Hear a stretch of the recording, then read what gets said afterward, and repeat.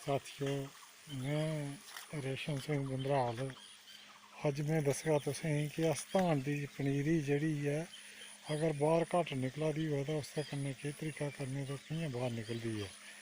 दिक्खो साथियों, ये मेरी धान की पनीरी है। काफ़ी दिन पहले जिस दिन दित्ती ही मैं तुसें उस दिन दस्सेआ हा। ये धान की पनीरी ये बाहर घट्ट निकला दी ही, इसकी अस डोगरी बिच आखने कि टंब होई गेदी ही।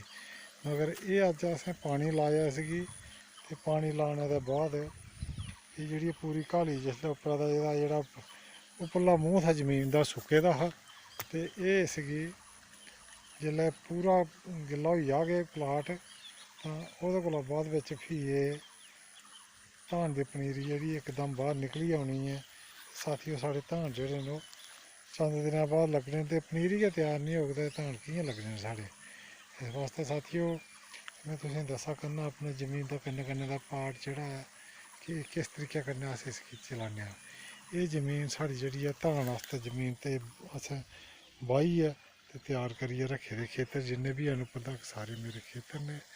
एह् दिक्खो सारे असें बाहियै रक्खे दे ते पनीरी त्यार करा करने आं। जिस बेल्लै साढ़ी ते पनीरी स्हेई तरीके कन्नै त्यार होग ते असें धान लाना शुरू करी ओड़ने आं। साथियों, एह् में तुसेंगी बिट बाई बिट अपना जेह्ड़ा फसल का हिस्सा है ओह् मैं तुसेंगी दस्सा करना। साथियों, एह्दे कन्नै गै अगर तुसेंगी होर बी बारी बारी मैं दस्सगा कि किस तरीके कन्नै अस फसल अपनी लाने आं। ते दोस्तों, अगर मेरा वीडियो तुसेंगी अच्छा लग्गेआ लाइक और शेयर ते कमेंट करेओ ते चैनल गी सब्सक्राइब करेओ। थुआढ़ी बड़ी बड़ी मेहरबानी। जय हिंद, जय भारत।